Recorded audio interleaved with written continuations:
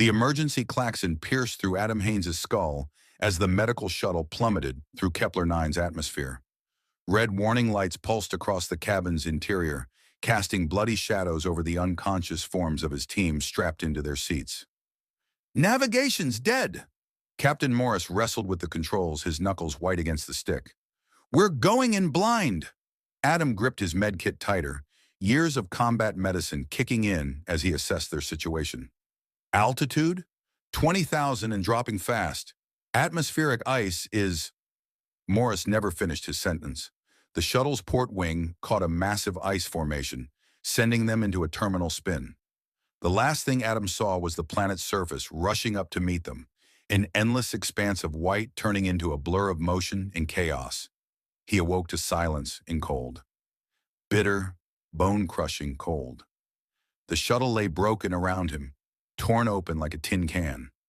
Snow drifted through the gaping holes in the fuselage, already beginning to cover the bodies of his teammates. Adam forced himself to check each one, his trained fingers finding no pulses, no signs of life, just cold flesh growing colder. Damn it. His breath crystallized in front of him as he salvaged what he could from the wreckage, his reinforced medkit, an emergency beacon, and some survival gear. The kit's familiar weight offered little comfort as he surveyed the landscape through the torn hull. Kepler-9 stretched out before him like a frozen hell. Twin suns hung low on the horizon, their weak light barely penetrating the swirling snow. Ice formations rose like jagged teeth against the perpetual twilight sky, their crystalline surfaces reflecting what little light remained in fractured patterns. Adam activated the beacon, the device's steady pulse his only connection to civilization. "This is Dr. Adam Haynes, medical officer, aboard shuttle designation Echo 7. We've crashed on Kepler-9. I'm the only survivor. Coordinates ... He checked the device's readout. "Unknown. Navigation systems are dead. If anyone receives this, I'm heading north toward the planned landing zone." The wind howled through the wreckage, carrying ice particles that stung his exposed skin. His thermal suit would keep him alive for now, but he needed shelter. The shuttle was too damaged, too exposed. Adam secured his supplies and took one last look at his dead companions. "I'm sorry," he muttered, then stepped out into the storm. The trek nearly killed him. Each step sank knee-deep into the snow, the wind trying to knock him off his feet. Ice crystals formed in his beard, and his breath came in ragged gasps. Military training kept him moving. One foot in front of the other, maintain direction, find shelter. That's when he saw it. A massive crystal formation rising from the ground like a frozen wave, its surface oddly smooth compared to the jagged ice around it. And at its base, Adam blinked, certain his mind was playing tricks on him. A figure sat propped against the crystal, partially buried in snow. As he drew closer, his medical training warred with disbelief. She was humanoid, but clearly not human. Her features were too perfect, too symmetrical. Long, pointed ears poked through hair that seemed to shimmer with its own light. Her skin had an almost translucent quality, and the elaborate garments she wore seemed impossibly thin for the environment. She was also dying. Adam's experienced eye caught the signs immediately. The shallow breathing, the blue tinge to her lips, the unnatural angle of her legs beneath the snow. Her eyes snapped open as he approached, eyes of such an intense violet that they seemed to glow from within. She regarded him with a mixture of surprise and disdain. A human? Her voice was barely a whisper, yet somehow carried over the howling wind. How disappointing. Adam ignored her comment and dropped to his knees beside her, already pulling diagnostic tools from his medkit. "Can you feel your legs?" "Your primitive instruments won't help me." Despite her weakness, her voice carried an unmistakable note of authority. "Leave me to my fate." "Yeah, that's not happening." He ran a scanner over her lower body, frowning at the readings. "Your neural pathways are degrading. Some kind of progressive paralysis?" Her violet eyes narrowed. "You're not a soldier." "Combat medic, then neurosurgeon." Adam pulled out a thermal blanket.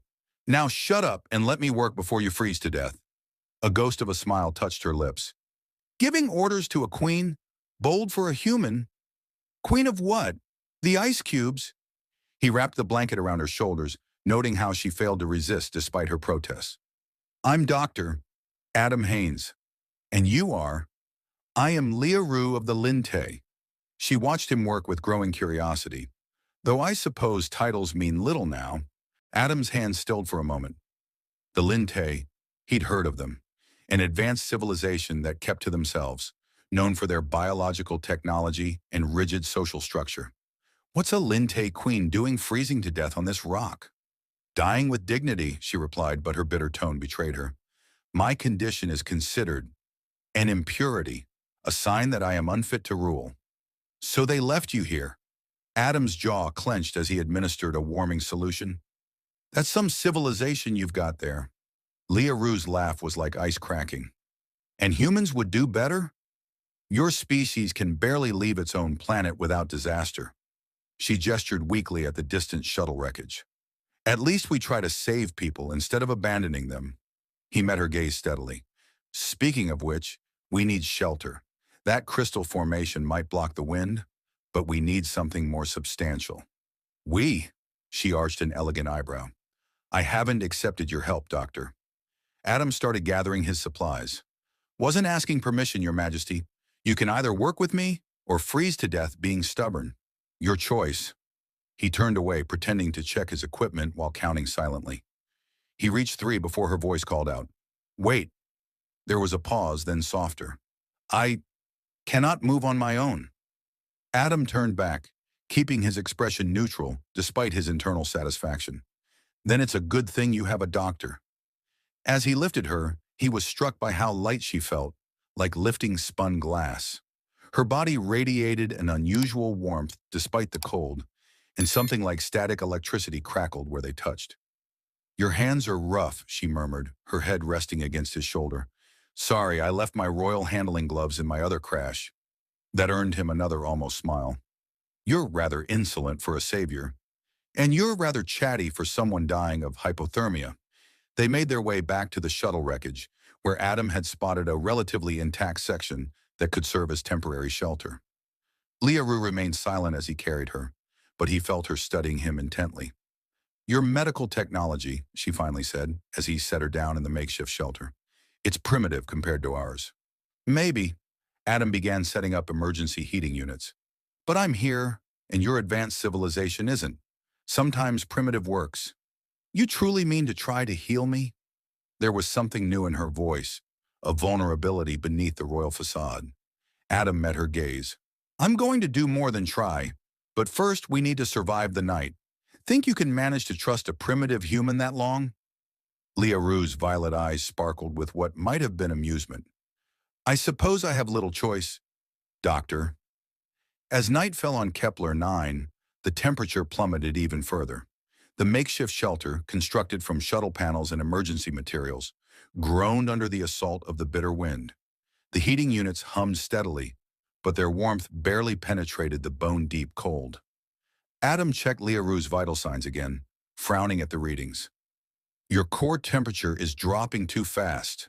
The thermal blankets aren't enough. Is this where you suggest we share body heat? Leah Rue's voice was weak, but her eyes still held that spark of defiance. How convenient for you. Actually, I was going to suggest interpretive dance, Adam deadpanned, but your idea is better. He began checking the insulation around their shelter. Your biology is different from humans. You're radiating heat at an alarming rate. The Linte are not built for cold, she admitted. We ... A violent shiver cut off her words. Adam made his decision. All right, Your Majesty. Dignity or survival? Pick one. You are? She paused, teeth chattering.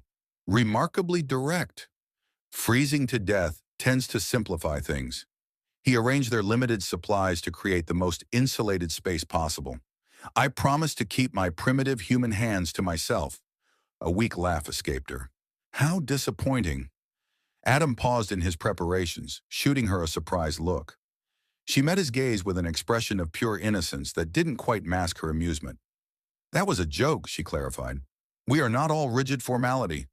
Could have fooled me. He finished setting up their sleeping arrangement, thermal blankets layered with salvaged insulation materials.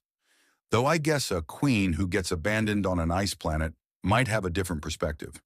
Her expression darkened. You know nothing of my situation. I know enough.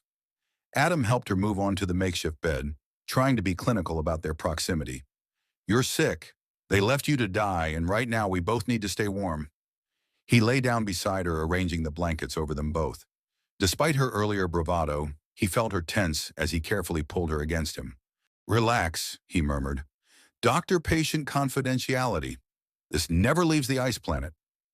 Your humor is a defense mechanism, she observed, gradually relaxing against him. Her body emanated that strange static-like energy he'd noticed before. Says the queen, making jokes about primitive humans. He adjusted their position to maximize warmth, trying to ignore how perfectly she seemed to fit against him.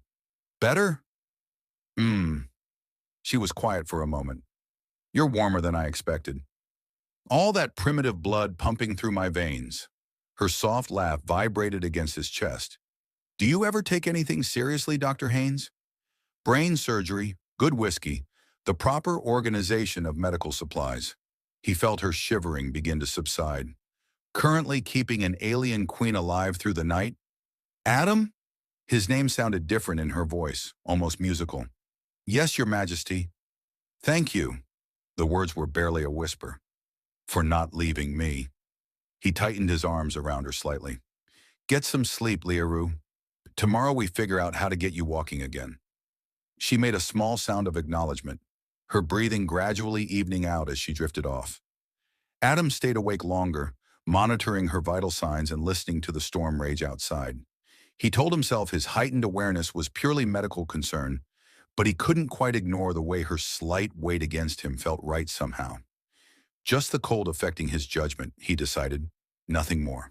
The twin suns of Kepler-9 set completely, plunging their shelter into darkness, broken only by the dim glow of emergency lights. And if, during the night, the queen of the Linte curled closer to her human savior, well, that was purely for survival. Adam woke to an unfamiliar weight against his chest, and the sensation of something like static electricity dancing across his skin. The events of the previous day crashed back as he opened his eyes to find Liaru nestled against him, her silvery hair sprawled across his thermal suit. Her eyes were already open, studying him with that unnerving violet gaze. Enjoying the view? He asked, his voice rough from sleep. Analyzing, she corrected, though her lips curved slightly. Your facial structure is interesting. For a human, I'll take that as a compliment. He started to move, but she made a small sound of protest. Your Majesty. The warmth, she explained, not meeting his eyes. Just a moment longer. Adam relaxed back, telling himself it was purely for medical reasons. How's the paralysis? Still present. Her fingers absently traced patterns on his chest, though I can feel more sensation in my upper legs this morning. That's good. He tried to focus on the medical implications rather than the way her touch seemed to leave trails of warmth even through his suit. We should do a full examination. Always so professional. There was something teasing in her tone. One might think you're uncomfortable with our current position. One might think you're enjoying making me uncomfortable. She laughed softly. Perhaps. It's not often one gets to fluster a human doctor. Is that what you're doing? Flustering me? Adam raised an eyebrow. Here I thought you were just conserving body heat. Multitasking is a royal skill. She finally pushed herself up on her elbows, wincing slightly.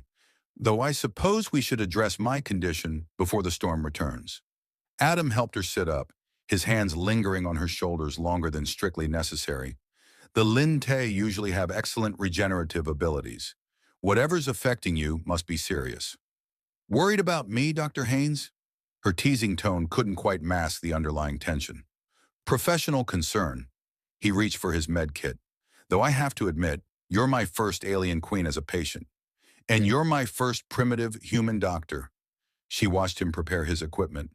I suppose we're both breaking new ground.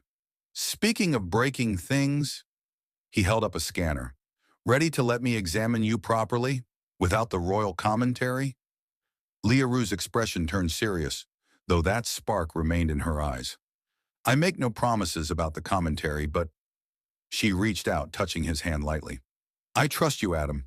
Despite my better judgment, the static-like sensation intensified where their hands met. Adam cleared his throat. Right. Well, let's see what we're dealing with. Try to hold still. As if I have a choice, she muttered, but she was smiling. Outside their shelter, the twin suns of Kepler-9 rose higher, casting prismatic reflections through the ice formations. The temperature would rise soon, bringing new challenges.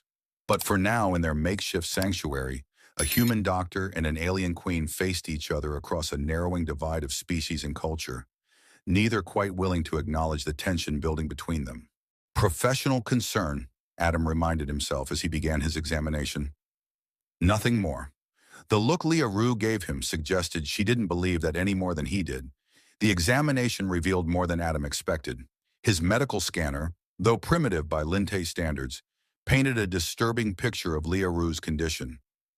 Your neural pathways are deteriorating, he muttered, studying the readings. But it's not just degeneration. Something's actively attacking them. Leah Rue watched him with those unsettling violet eyes. My people's healers claimed it was a divine punishment, a sign I was unfit to rule. Divine punishment doesn't show up on medical scans. Adam adjusted the device's settings. This looks more like a pathogen, but it's like nothing I've ever seen. It's specifically targeting your species' unique neural structure. You sound fascinated. A hint of bitterness crept into her voice. Should I feel honored to be such an interesting specimen? Adam set down the scanner and met her gaze. You should feel hopeful, because I think I can help you. She laughed, but there was no humor in it. With your human technology, we're centuries ahead of... And yet here you are, paralyzed and abandoned, he cut in. Maybe it's time to try something different. Her eyes flashed. You dare. Yes, I dare. Adam leaned closer. Because right now, Your Majesty, I'm all you've got. They stared at each other in tense silence, neither willing to back down. Finally, Leah Rue's expression softened slightly. Tell me your plan then, brave human doctor. Adam pulled out his tablet, showing her the preliminary treatment he'd devised. Your escape pod had some advanced medical equipment. If I combine that with human neurosurgical techniques, I think we can stop the pathogen and reverse the damage. You want to perform hybrid surgery? She studied the diagrams with growing interest. Mixing human and Linte methods? It's never been done. First time for everything. He watched her face carefully. Unless you'd prefer to maintain your species' technological purity and stay paralyzed. You have a remarkably insolent bedside manner, she observed, but her lips curved slightly. Where did you learn such directness? Combat medicine tends to skip the niceties. Adam began organizing his supplies. 3 tours as a military surgeon teaches you to focus on results, not protocol. And now you're here, on a humanitarian mission? She tilted her head. Why? Maybe I got tired of putting soldiers back together just so they could go get shot again. He kept his tone light, but something in his expression made her reach out and touch his hand. There's more to your story, Adam Haynes. The static-like sensation sparked between them again. He cleared his throat.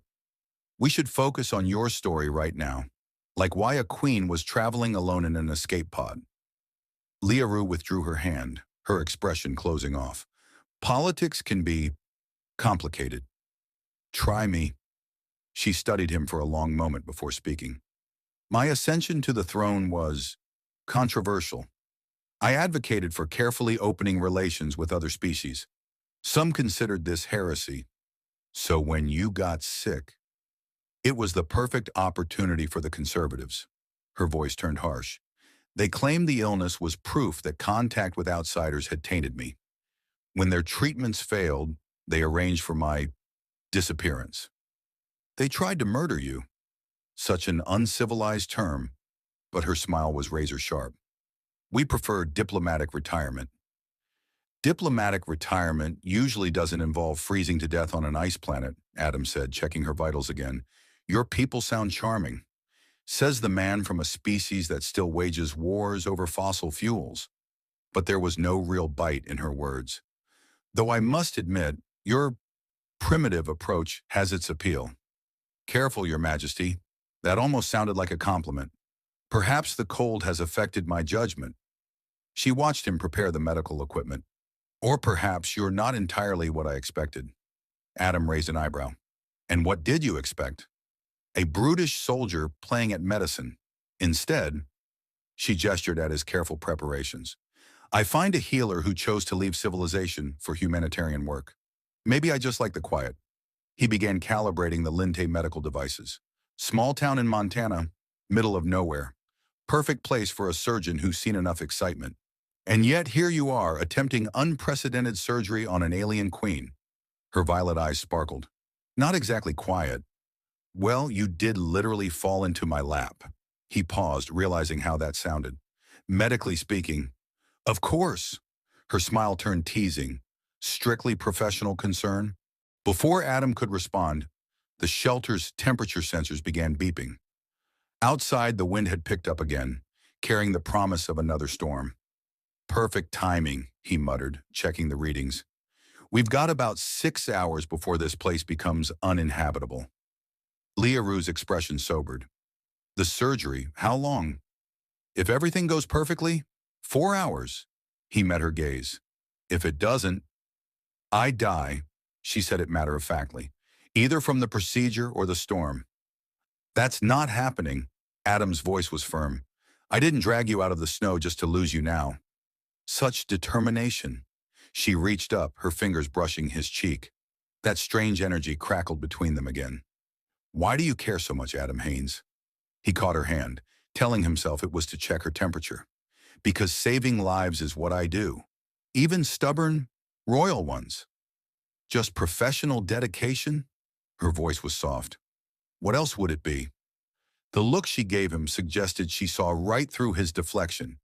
But before she could respond, another gust of wind rattled their shelter, making the decision for them.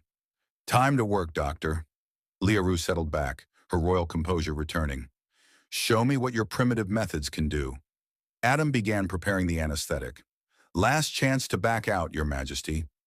And miss the chance to prove you wrong? She smiled as the drugs began to take effect. Never. As she drifted into unconsciousness, her fingers found his again. Adam. Yes. I trust you. The words hung in the air as her eyes closed. Adam squeezed her hand gently before letting go and reaching for his surgical tools.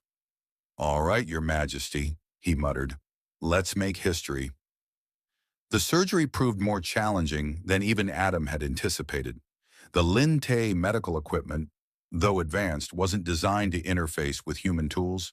He had to constantly adjust, improvise, and trust his instincts as much as his training. Sweat beaded on his forehead as he worked, the storm outside growing stronger with each passing hour.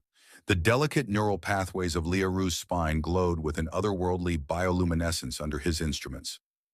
The pathogen had left visible damage, dark tendrils spreading through the normally pristine neural structure.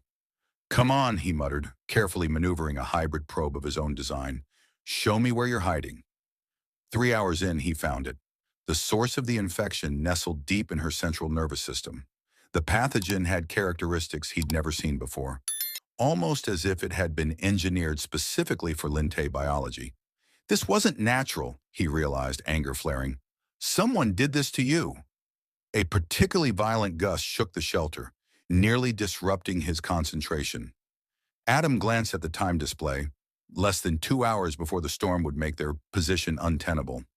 Not letting them win, he growled, beginning the most delicate part of the procedure. The hybrid treatment he'd developed would either destroy the pathogen or... He pushed the thought away. Failure wasn't an option. Minutes stretched into hours as he worked, combining human surgical precision with Linte biotechnology. The wind howled outside, but inside their shelter, time seemed to slow to the steady rhythm of Learoux's heartbeat on the monitor. Finally, after what felt like eternity, he saw it. The pathogen beginning to break down, her neural pathways starting to regenerate. The Linte's natural healing abilities, freed from the infection, began to assert themselves. That's it, he whispered, watching healthy tissue spread through her spine. Fight back. As he began closing, Learoux stirred slightly. Her eyes fluttered open, still clouded with anesthetic but seeking his face. Adam! Her voice was barely audible. Right here. He kept working while meeting her gaze. How do you feel? Warm. A ghost of a smile touched her lips. You're still here. Told you I wouldn't leave. Her hand found his arm, that familiar static-like energy dancing between them. Thank you. Save your strength. He tried to keep his tone professional, despite the way his heart jumped at her touch. We're not done yet. No, she murmured, already drifting back under. We're just beginning. Adam watched her slip back into unconsciousness, struck by how vulnerable she looked. This proud queen who had trusted him with her life. The realization that he'd do anything to protect that trust hit him harder than he expected. Professional concern, he reminded himself quietly, but the words rang hollow even to his own ears. Outside, the storm reached its peak, nature itself seeming to rage against their defiance of fate. But inside their shelter, a human doctor and an alien queen had just rewritten the rules of both their worlds, in more ways than one.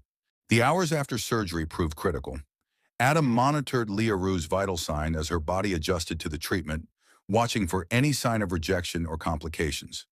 The storm continued to rage outside, but their shelter held, barely. She woke properly as the twin suns began to set, her violet eyes clearer than they'd been since he'd found her. Well? Her voice was hoarse. Did your primitive methods work? Adam checked the latest readings. Try moving your toes. Leah Rue's expression shifted from skepticism to wonder as her feet responded to her commands. That's impossible. Apparently not.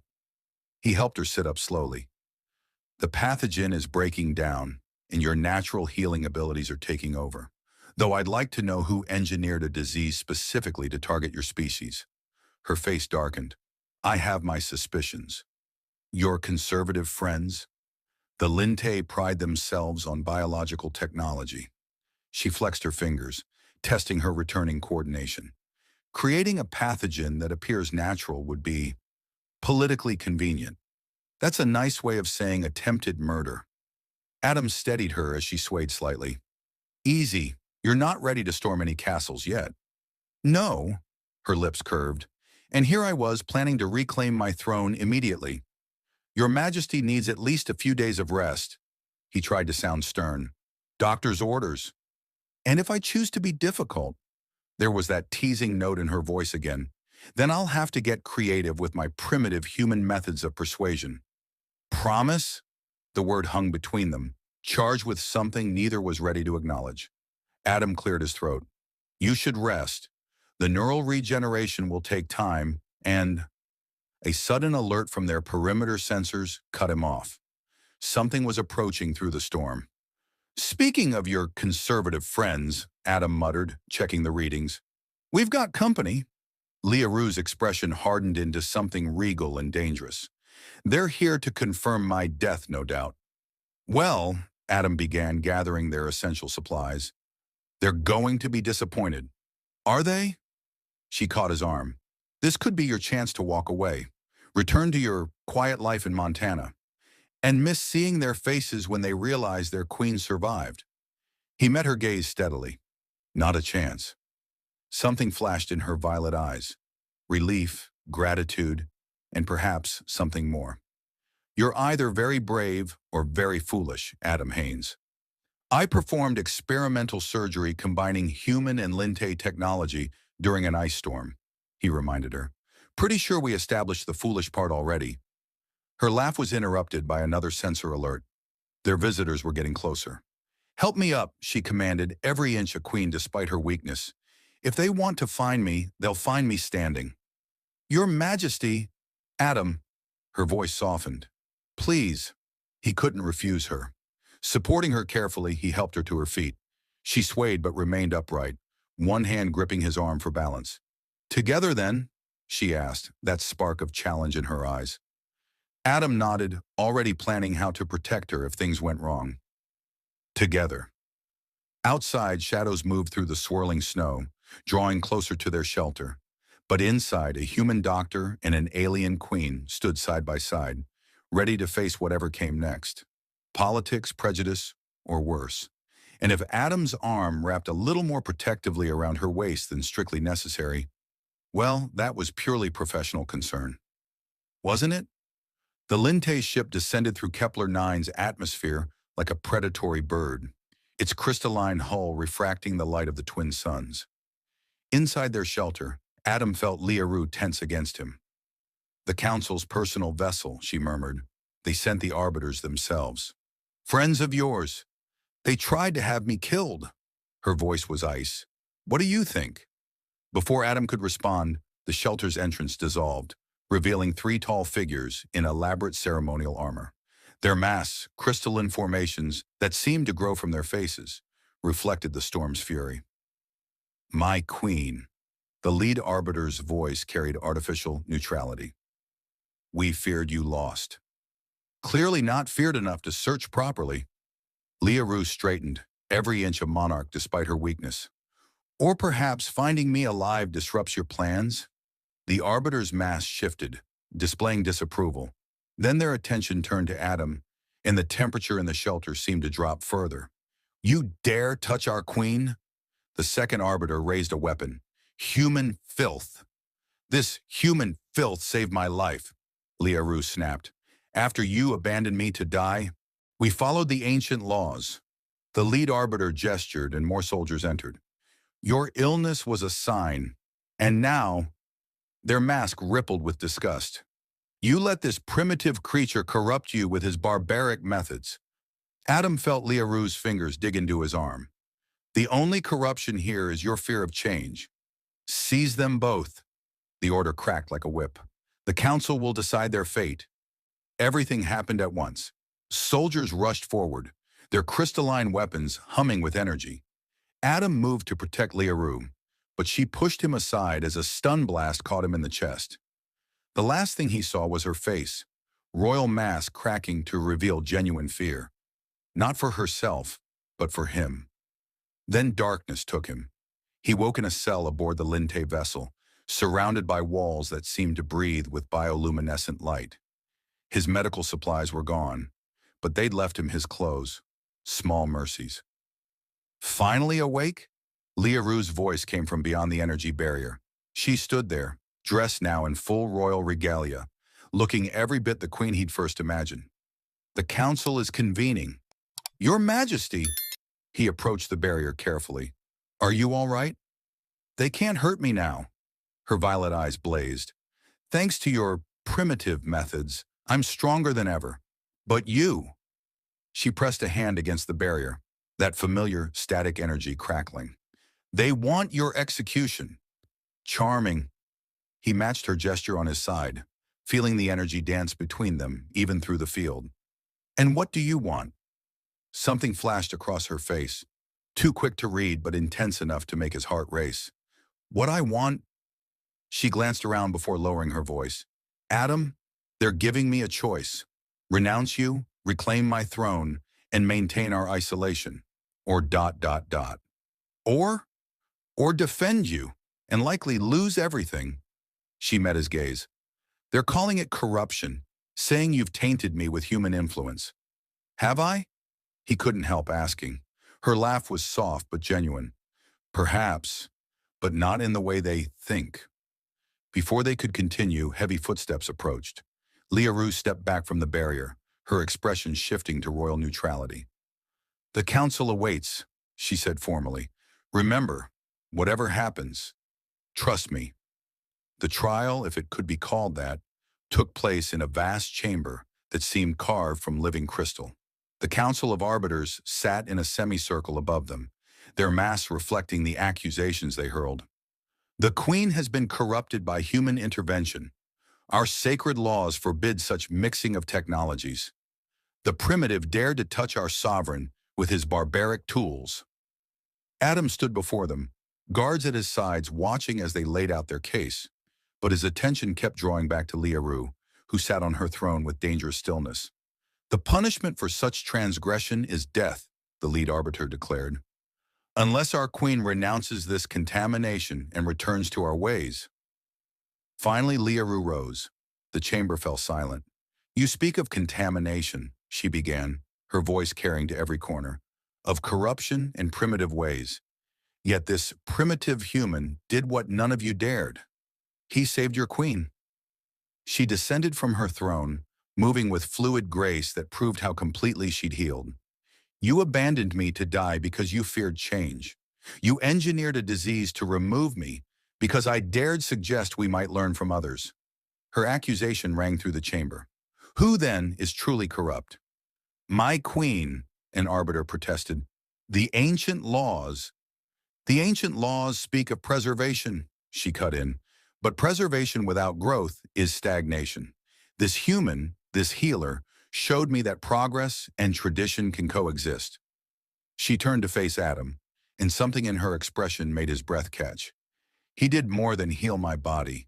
He showed me that true strength lies not in isolation, but in the courage to embrace change. She smiled, and it was the same teasing smile from their shelter. Even if that change comes from a surprisingly competent primitive, murmurs rippled through the chamber as she approached Adam. The guards tensed but didn't stop her. Therefore, by the power vested in me as Queen of the Linte, I name this man Adam Haynes, my royal consort and personal physician. Her eyes sparkled with challenge. Unless any here wish to deny the Queen's right to choose her mate? The chamber erupted in chaos. Adam stared at her, torn between shock and something dangerously close to hope. You're insane, he whispered. Possibly. She reached up to touch his face, ignoring the scandalized gasps. But I believe there's a human phrase about love and madness. Your Majesty, Leah Rue, she corrected. I think we're well past titles, don't you? Before he could respond, she kissed him. The static-like energy that had always sparked between them exploded into something more, and Adam forgot about the council, the guards, everything except the feel of her in his arms. When they finally broke apart, she turned to face her people, but kept her hand in his. The Linte will change, she declared. We will grow, and we will do so with wisdom from all sources, even surprisingly charming human ones. The council chambers had fallen into stunned silence. Adam could feel the weight of countless masked faces staring down at them, but Leah Rue's hand remained firmly in his, her touch electric and grounding. This is unprecedented, the lead arbiter finally managed. The laws give the Queen absolute right in matters of consort selection, Leah Rue countered. Or do you wish to challenge that authority as well? The unspoken accusation of their earlier assassination attempt hung in the air. The arbiters shifted uncomfortably. And what of your healing? Another council member demanded. You would embrace these primitive methods? I embrace results, Leah Rue replied. Dr. Haynes combined our technologies in ways we never considered. Imagine what else we might learn if we opened our minds instead of closing our borders. Adam squeezed her hand gently. Your Majesty, still with the formality? She turned to him, violet eyes dancing. After that kiss? Just trying to maintain some diplomatic dignity, he murmured, since you've apparently decided to start a revolution. Not a revolution. Her smile held that familiar mix of challenge and affection. An evolution, and I need someone to keep me honest, preferably someone with experience in both healing and challenging authority. The lead arbiter stepped forward. The council must deliberate on this unprecedented situation. Deliberate all you wish. Leah Rue's voice carried the weight of command. But remember, I am your queen. I have survived your attempts to remove me, and I have emerged stronger. Choose your next moves carefully. The arbiters withdrew to confer, leaving Adam and Leah Rue momentarily alone in the center of the chamber. So, Adam said quietly, this was your plan? Make me your consort to force their hands? That was one reason. She turned to face him fully. Would you prefer I list the others? I might need the full medical explanation. Her laugh echoed through the chamber. Well, doctor, it began with a rather persistent arrhythmia whenever you were near, followed by unusual neural responses to physical proximity. Sounds serious. He fought to keep his expression professional. Any other symptoms? An inexplicable desire to challenge everything I believed. She stepped closer. A complete inability to maintain proper royal distance, and a rather inappropriate attraction to human insolence. Definitely concerning. His hands found her waist. As your doctor, I should probably keep you under close observation. For how long? Oh, at least a lifetime. He smiled. Professional concern, you understand. The council returned sooner than expected, their crystalline mass reflecting a mixture of resignation and calculation. We accept the Queen's choice, the lead arbiter announced, with conditions. Of course there are conditions, Adam muttered. Leah Rue squeezed his hand in warning, though her lips twitched. Name them, she commanded. The human's medical knowledge will be thoroughly documented and reviewed. Any integration of technologies must be approved by council.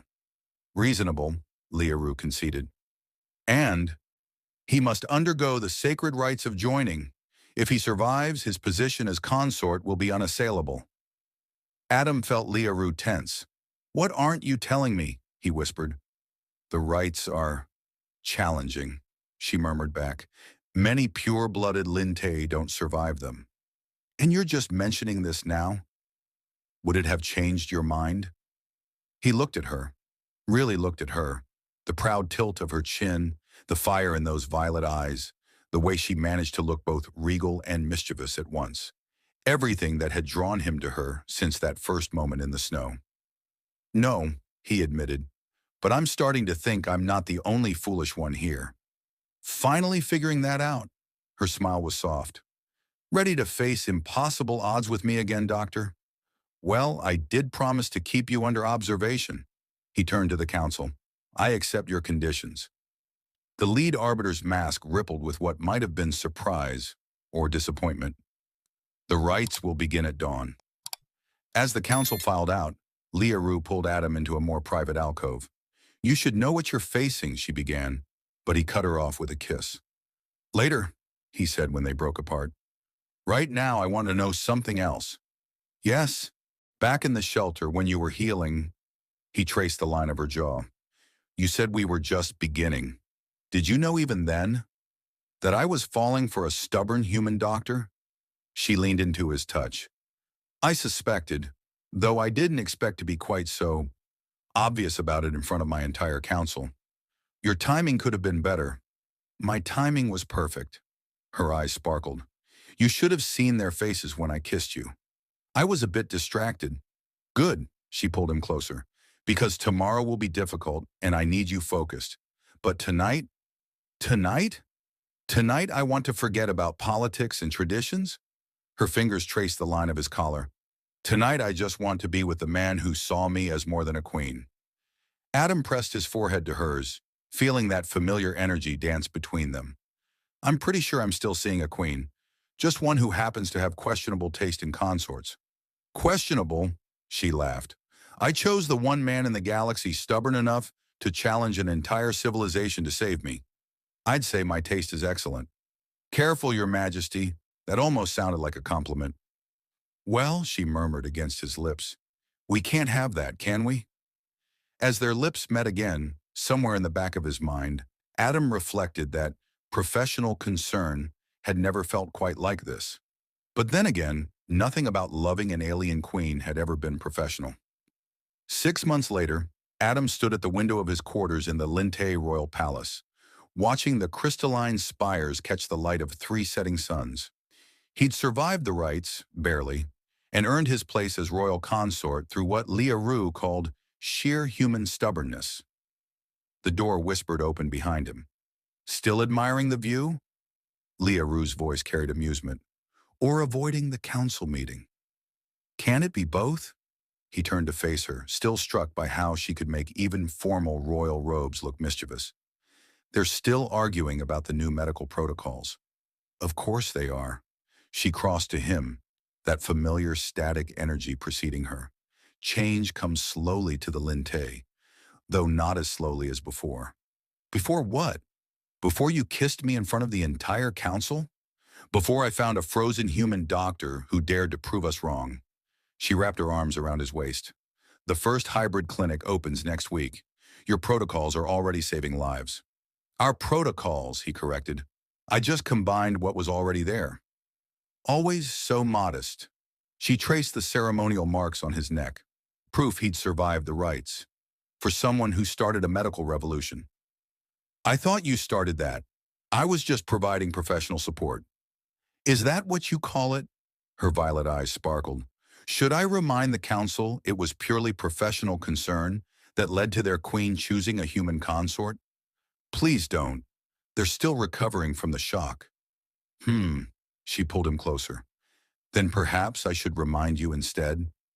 Before he could respond, a royal messenger appeared at the door. Your Majesty, Your Excellence, the council awaits. Tell them we're discussing vital medical matters, Liaru called back, not taking her eyes off Adam. Are we? He raised an eyebrow. Well, she murmured, closing the distance between them. I do need my personal physician to check that arrhythmia I mentioned. Very concerning condition. Absolutely.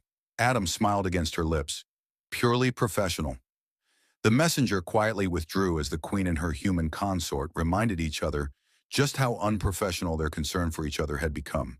And somewhere in the palace archives, a new chapter was being written about a queen who dared to change, a doctor who dared to heal, and the love that transformed an empire. But that's another story. Dear listeners, you've just experienced a tale where boundaries between species, traditions, and hearts were crossed by two remarkable individuals. Adam and Liaru's story challenges us to reflect on our own preconceptions and the walls we build around ourselves. What resonated with you most? Was it the defiance of impossible odds, the fusion of science and emotion, or perhaps the way love can bridge even the vastness of space? Your thoughts and reactions matter. Every comment adds another layer to this cosmic love story.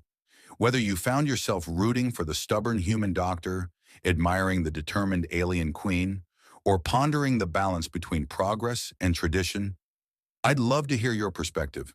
Share your favorite moment, your impressions of the characters, or even your ideas about what happened after the epilogue. Did other scenes unfold in your imagination? What challenges do you think Adam and Liaru faced as they worked to reform Linte society? Your insights could spark conversations that extend far beyond this story, much like the ripples of Adam and Liaru's choices spread beyond their fateful meeting in the snow. So, what do you think? Are you ready to join the discussion about a love that quite literally crossed the stars? Looking forward to hearing your thoughts, PS. And yes, somewhere in the palace archives, there might be more tales waiting to be shared.